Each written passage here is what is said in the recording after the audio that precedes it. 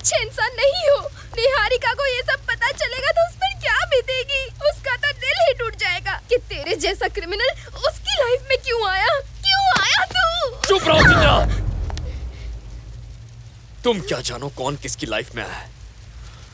वो आई थी मेरी लाइफ में। जिस निहारिका को मैं जानता हूं उसे तो तुम भी नहीं जानती। ना ही निहारिका जानती है कि वो कौन है। मैं तुम्हें सब कुछ बताऊंगा। मेरे लिए सिर्फ एक ही इंसान मेरी दुनिया थी, मेरे पिताजी। वही मेरे लिए मेरा सब कुछ थे। मगर वो एक क्रिमिनल थे और उन्होंने मुझे अपने जैसा बनाया। एक बार जुबान दे दी तो अपनी जान की बाजी लगाकर उसे पूरा कर दे। उन्होंने मुझे भी यही सिखाया। मगर फिर एक दिन अचानक। टोनी जी, मुझे तुमसे कुछ कहना है बेटा।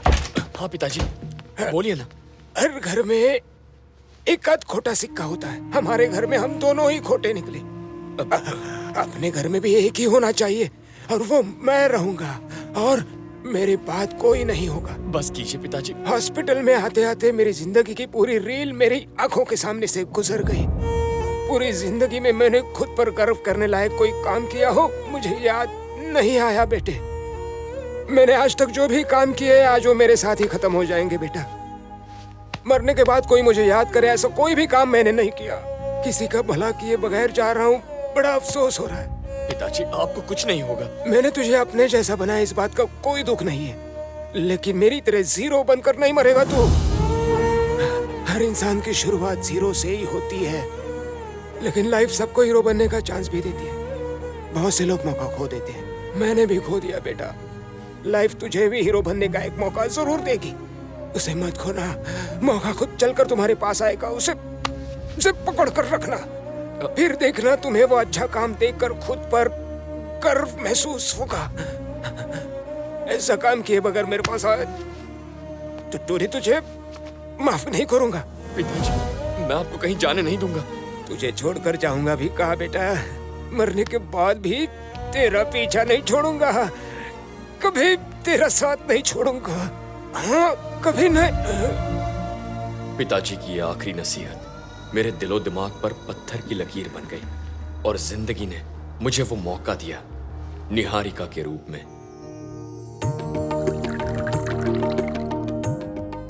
आपकी बहन हमारे घर की लक्ष्मी बने यही हमारे लिए काफी है। लड़का तो बहुत अच्छा है लेकिन मुझे अभी शादी नहीं करनी। ऐसा रिश्ता बार बार नहीं आएगा। निहारिका मान भी जाओ। नहीं भैया। अर्चना तुम इसे अपने तरीके से समझाओ। ये मेरी नहीं सुनती। अब मान भी जाओ निहारिका, कितना अच्छा लड़का है। तुम्हारी जोड़ी भी जमती है। आखिर ना कहने की वजह क्या है? ये है मेरी वजह। भैया मुझे अभी शादी करके यूएस में सेटल होके आप लोगों से दूर नहीं रहना है। आप ही मेरी दुनिया हाँ, हो। कभी तो आपको मेरी कसम है, आप मुझे फोर्स नहीं करेंगे। बबलू कैश जल्दी लेकर आ।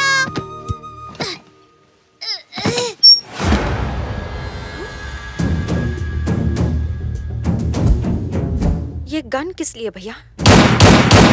आप तो मार्केटिंग जॉब कर रहे हैं ना, तो उसमें इतने पैसे और गन की क्या जरूरत है? आप कोई गलत काम नहीं करेंगे, मुझे यकीन है। मैं आप पर किसी तरह का शक नहीं कर रही हूँ। खुद से ज्यादा भरोसा है मुझे आप पर। आप गलत हो ही नहीं सकते, कभी नहीं।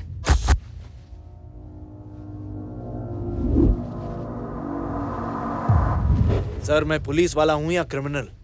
अचानक ये सवाल क्यों सूर्या? कैसे कहूँ समझ में नहीं आ रहा। क्या हुआ? मैं एक अंडरकवर कॉप हूँ, ये बात आप जानते हैं।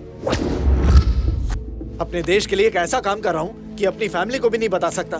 क्रिमिनल्स के बीच रहकर भी मैं उनका कुछ नहीं कर सकता। उनमें से एक को भी मैं आज तक मार नहीं पाया। कितना मजबूर हूँ मैं।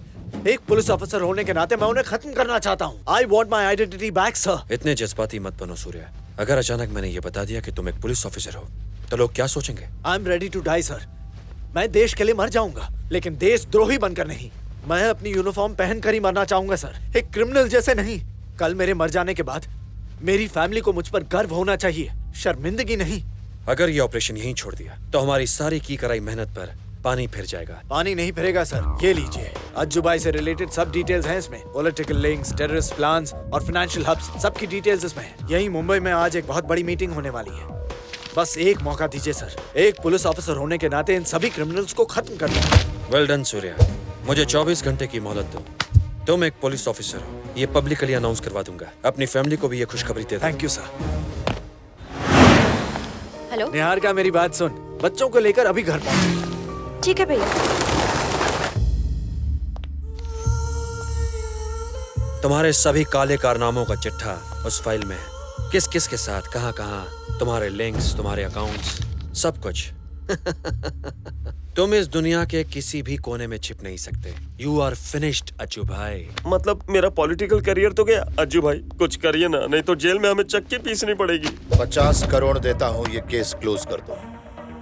100 करोड़ और दूंगा, उस इंफॉर्मेशन देने वाले का नाम बताओ। 100 करोड़। छोड़िए ना अज्जू भाई, तुम्हारा हमारे लोगों को खरीदना और हमारा तुम्हारे लोगों को, ये सब आम बात हो गई है। लेकिन मेरे लिए ये आम बात नहीं है। मेरे साथ ही रहकर, मेरे साथ ही खाकर, मेरे साथ ही ऐश करके साले ने मेरे ही पीठ पे खंजर घोंपा है। इसलिए उसका नाम बताओ, छोड़ूंगा नहीं उसे। 2 दिन में खुद ही जान जाओगे। उसे पुलिस ऑफिसर अनाउंस करने वाले हैं। नहीं, तुम ऐसा नहीं करोगे। मैं नहीं चाहता वो पुलिस की वर्दी में मरे। हमारे साथ रहकर हमें धोखा दिया, उसकी मौत पर हमारी मोहर होनी चाहिए। वो सिर्फ एक क्रिमिनल की मौत मरेगा और वो देशद्रोही कहलाएगा। चलो चलो चलो जल्दी, संभाल के, गिरना नहीं। ओके। सूर्या एक गैंगस्टर था। उसका आर्म्स और ड्रग्स माफिया से कनेक्शन था, इसका हमारे पास सबूत है। और एक खास बात, उसका आतंकवादियों के साथ भी संबंध था, इसका खुलासा हुआ है। और इतना ही नहीं, कई मर्डर केसेस में उसका नाम जुड़ा हुआ है। इसके अलावा भी पुलिस छानबीन कर रही है। जैसे ही हमें कुछ पता चलेगा हम आपको बताएंगे। लेकिन आप सबसे गुजारिश है कि प्रेस इस मामले को ज्यादा ना उछाले।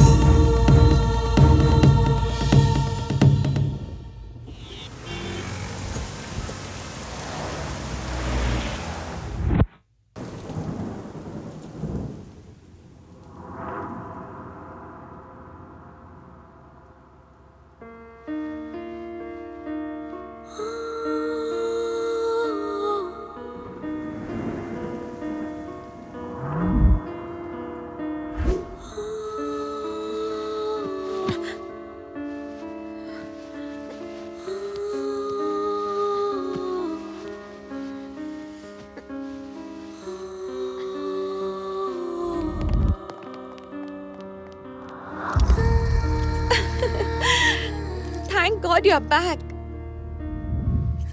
5 महीने, पूरे 5 महीने तो कोमा में थी। तुम्हारे पूरे परिवार को खत्म कर दिया गया और टेररिस्ट करार कर दिया गया। तुम्हारे भाई को गैंगस्टर कहा गया। ये सब किसने किया कुछ पता नहीं चला। मैंने देखा कि तुम्हारी सांसें चल रही थी। अगर उन्हें पता चलता तो वो तुम्हें जिंदा नहीं छोड़ते, और इस डर से किसी को बताए बिना मैंने तुम्हारा इलाज किया। ये तुम्हारा दूसरा जन्म है निहारिका, इसलिए तुम्हारे सारे पुराने रिकॉर्ड्स मैंने हटा दिए हैं। तुम बच तो गई हो, लेकिन तुम्हारी हेल्थ कंडीशन अब भी बहुत खराब है निहारिका। क्या हुआ है? एक डॉक्टर के नाते नहीं बताना चाहिए, पर तुम मेरी दोस्त हो इसलिए कह रही हूँ।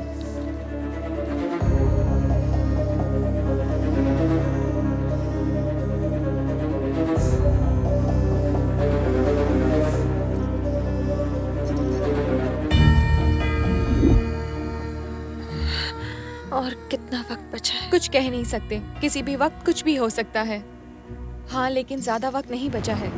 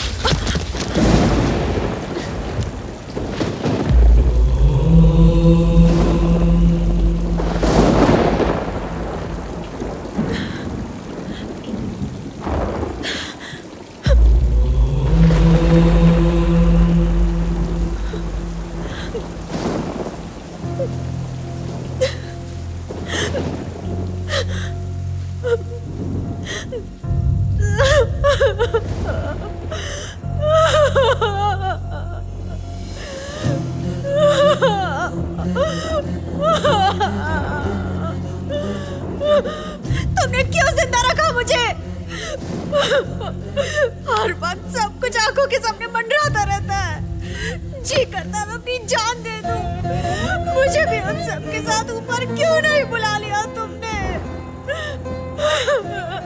जो भी होता है उसके पीछे एक वजह होती है। तो मुझे जिंदा रखने के पीछे क्या वजह है? कुछ तो जरूर होगा, वरना आप मुझे जिंदा नहीं रखते। मैं अकेली इस दुनिया में क्या करूंगी? अब बस आप ही का सहारा है।